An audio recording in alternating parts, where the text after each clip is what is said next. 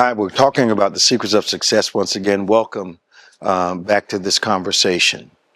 What's really on my mind today is that a lot of times we are operating in what we call success, not realizing there's another dimension of success that God has for us. In order to understand what I'm saying, we have to talk about the will of God for you, the will of God concerning you, the will of God concerning you. There's two phases to God's will: what God permits and what God prefers. What God permits and what God prefers. So when we began this discussion, we were talking about Jesus coming, the future having a voice, and him coming to two fishermen and simply saying, "Follow me." And then we talked about the results that happened after that to those individuals. That he took the talent that they had and raised it to a higher dimension of human impact and global impact. From merely affecting you to having a global impact, to being an authentic influencer positively of other people's lives, not shaping others to their confirmation, but shaping them to become or get the beginning, have to take in the first steps to walking in the preferred will of God. So when the guys are fishing, they are in what God is permitting. Jesus or the future invites them to what God prefers for them. So, like your future has a voice, Jesus comes along with the voice of invitation. Now, the problem is that an invitation to your future can feel like pressure in your present situation, because I've decided who I'm going to be. I'm comfortable who I'm going to be. The frustrations that I have with who I am, I don't talk about. I've found ways to live with all that stuff. I have people around me that kind of support me no matter what happens. And all of a sudden, I get comfortable in what God has permitted. God is not saying you can't live the life you want to. He's simply saying, I've got another life I've created you to live. And this Bible will show you that, especially if, and this is not self-aggrandizing, if you have someone to teach you what the book is saying about you and about your future and about success. So you and I know from our past discussions that success equals opportunity. All right, watch this. So watch how this works. So you've heard the word season repeatedly in the church world. Did you know that that word season translates opportunity? Opportunity is always attached biblically to some future success. Positive opportunity, negative opportunity. Two kinds. Kinds that lead you down the road you've been created to occupy successfully. Kind that takes you down a road that takes away any progress, causes you to be stagnant and get frustrated because you don't see any future in your life. You don't see any success happening. There's a word named prosper in the Bible. And that word prosper means to help along the way. That God says, I'm going to bless whatever you put your hand to. It simply means you put your hand on it, he puts his hand on yours. I'm going to bless it. I'm going to help you along the way. In the book of Acts, I believe, there's a scripture that says that I pray that God would prosper my journey. Prosper not only my decision, but prosper my process as I go to the place that he has created me to go. Now look what happens here.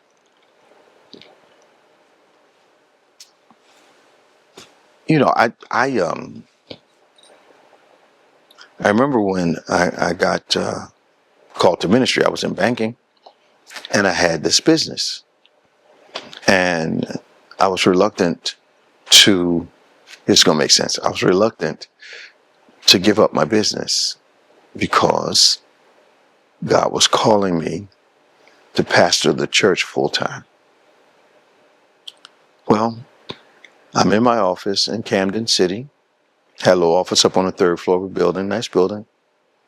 And I'm sitting there and I'm wrestling with, am I going to get out of the business? Because God had told me 3 years before that, I'm going to give you 3 years to get out of business and start pastoring the church full time. Full time meaning no other vocation. Well, I'm sitting there and a major local college calls me on the phone. We heard about you. Is it true you're a pastor? Yes. We understand you have this big contract and this big contract. And at the time, I was a contractor for SEPTA, that's Southeastern Transportation Authority. I was handling from 22nd and Market, underground, all the way down to like 17th, all the connections. That was our responsibility. And I had Tasty Cake, I had Nabisco, Philadelphia Electric, 400 blind homes, a chain of dialysis centers. You know, we were popping. Okay, it was good. So Lord said, I give you 3 years to get out. So I'm at the 3-year juncture. Phone rings, major college calls, and said, we heard about you. We want to give you the contract for our entire university. And we started talking. I'm like, and I've always taught people, if there's no favor in the deal for you, it's usually not God. All right. If there's no favor in the deal, it's not God. So they tell me what they desire. And I tell them, well, that's going to require us to go out and buy this equipment, and that's going to require us to do this, that, and the other. And they asked me how much did I pay my employees, and I paid my people pretty well. They said, well, we're going to have to bring them up to university standards. So it worked out like this. So the job alone was going to profit me about $50,000 a month. 50 large a month. They were going to purchase the equipment, and under some kind of tax thing, they were going to donate the equipment to us. They were going to raise the pay to be equal with workers of the same type at the university, so there'd be no conflict. They were going to tack us on, make the insurance available to us. So at this point, I've got to admit to you, I broke out in a sweat on the phone. The sweat's just pouring down. They call it flop sweat in Hollywood. So I got overheated. So me and the guy are talking. He says, there's nobody else we want. You're gonna fill, you have the reputation, you have the millions of square feet that you're servicing. I mean, they went down the list. And just so happened the guy on the phone was a Christian. And I said, God gave me 3 years to get out of this business. I said, and this opportunity is what I've been waiting for a long time. I said, and I don't want you to be offended.